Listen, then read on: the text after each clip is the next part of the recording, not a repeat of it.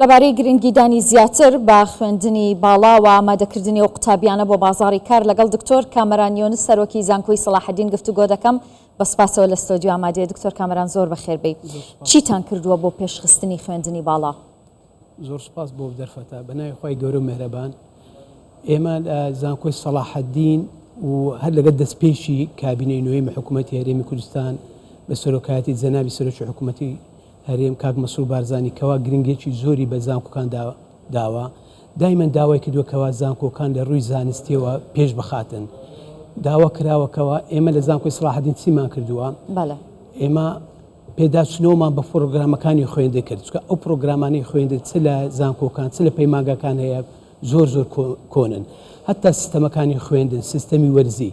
ئێستا لە زانکۆی سەلاحەدین دەستمان کرد بە سیستەمی بۆلۆنیە کە لە هەموو وڵاتانی پێشکەوتوو لە وڵاتانی ئەوروپا سیستەمی بۆلۆنیەیە.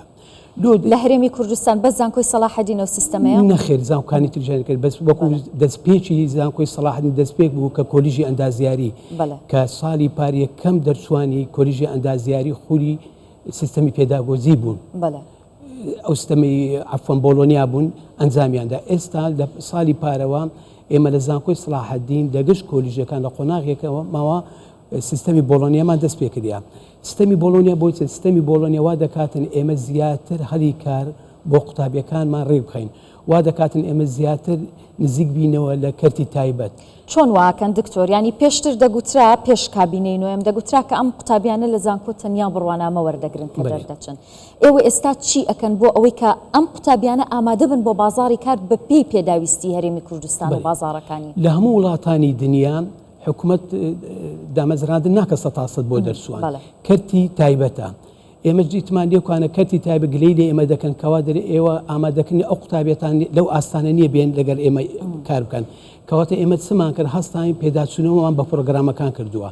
ئێستا هەموو زانکۆکان بڕیارمان داوەکەوە پێداچوونەوە بە پرۆگرامەکان بکەین، پرۆگرامەکانمان نێزیک بیتن لەو کۆمپانیانە کەوا کەرتی تایبەتن بۆ ئەوەی دەرسوانی ئێمە بتوانن کار بکەن لە دوای دەرسوونیان. زۆر باشە. ئەو توێژینەوەی کە قوتابیان دەیکەن لە کۆتا قۆناغی خوێندنیان و هەروەها خوێندنی ماستەر و دکتۆراژ بە هەمان شێوە تا سەروتریش چۆن سوود لەم توێژینەوانە وەردەگرن؟ بەێ توێژینەوەی قوتابیان ئێمە لە زانکۆی سەلاحەدین قۆناغی کۆتایی دەکەن، هەتووە لە قۆناغی یەکەمیش دەیکەین. ئێستا 6 ساڵە لەسەر بەردەوام دەیکەین. هەروە توێژینی قوتابیانی دیبلۆمی باڵا و ماستەر و دکتۆرایەکانمان دایمەن توێژینەوەکان گرنگیمان بۆ دایەوەکەوە کێشەی کۆمەلگا هەڵکەین، کێشەی کۆمپانیەکان هەڵکەین، کێشەی وەزارەتەکان هەڵکەین. توێژینەوەکانمان بەس لەوەی نەبێتن ئێمە توێژینەوە بکەن لە بۆ بەدەستێنانی بڕوانە یان نازناوی زانستی، بەڵکو چی بکاتن کێشە لە کۆمەلگاچەیە ئەو کێشانە چارەسەر بکاتن لەوەی سوودی هەبی لە بۆ کۆمەلگا. هەر بۆ ئەمەش ئێستا لە مانجی 4 ئینشاڵڵا لە عەفوەن مانجی 11 چواری 11 گەورەترین کۆنفرانسی توێژینەوەی قوتابیان لەسەر ئاستی وڵاتانی عەرەبی لە شاری هەولێر لە زانکۆی سەلاحەدین ئەنجام بدرێ. زیاتر لە 20 وڵاتی عەرەبی بەشدارنەکانە 170 توێژەری قوتابی وڵاتانی عەرەبی بەشدارن لە زانکۆی سەلاحەدین. ئەی چەند توێژینەوەی کوردی تێدایە؟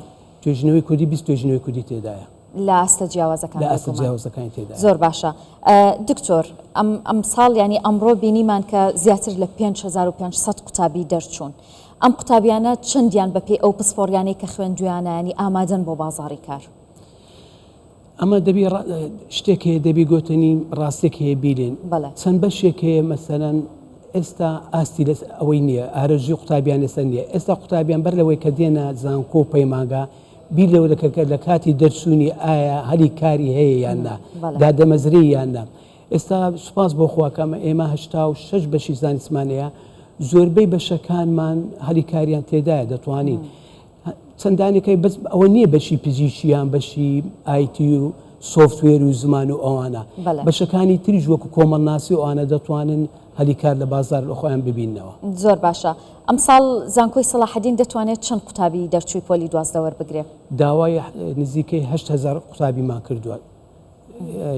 ئامادەین بۆ وەرگرتنی 8000 قوتابی. زۆر باشە. چ بەشێکی نوێتان کردوتەوە کە ئەم ساڵ قوتابیان نەبوو بۆ خولی دەرچوون؟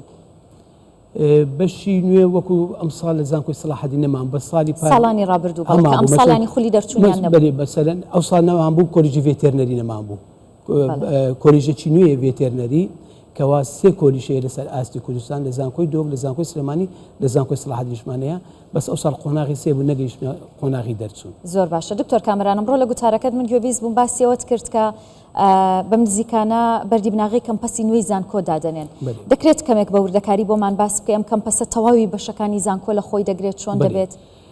کەمپەسی زانکۆی سەلاحەدین لە ساڵی 2012ەوە ماستەر پلانی بۆ کرا تاکە تقریبان زانکۆینە ئێمە کەمپەسمانە بە بڕیارێکی جەنابی سەرۆکی حکوومەتەوە بڕیاریدا کەمپەس لە بۆ زانکۆی سەلاحەدین دروست بکرێت بەڵام ئێمە هەموو دەزانین بوزەیەکی زۆرە زانکۆی سەلاحەدین ئێمە لە ناو 30 باڵەخانینە تەنیا 3 باڵەخانە بە ناوی زانکۆی سەلاحەدین بوو بەڵام بە بڕیارێکی جەنابی سەرۆکی حکوومەت هەر 30 باڵەخانە بە ناوی زانکۆی سەلاحەدین کرا بە مەرجێک بفرۆشێتن بۆ دروستکردنی کەمپەسی زانکۆی سەلاحەدین هەر ئێستا لە نووسینگەی جەنابی سەرۆکی حکوومەت لێژنێکی باڵا پێکهاتووەکە خۆم ئەندام لە لێژنەکە ئێستا ئیشمان لەسەر وەی کردووە ئینشاڵڵا لە ئایندەی نزیک کەمپەسی زانکۆی سەلاحەدین دادەندرێ هەموو بەشەکان و هەموو کۆلیژەکانی زانکۆی سەلاحەدین شوێنی لەوێ دەبێتەوە. زۆر سپاس دەکەم دکتۆر کامەران یونس سەرۆکی زانکۆی سەلاحەدین زۆر بەخێر بێت دەستخۆش.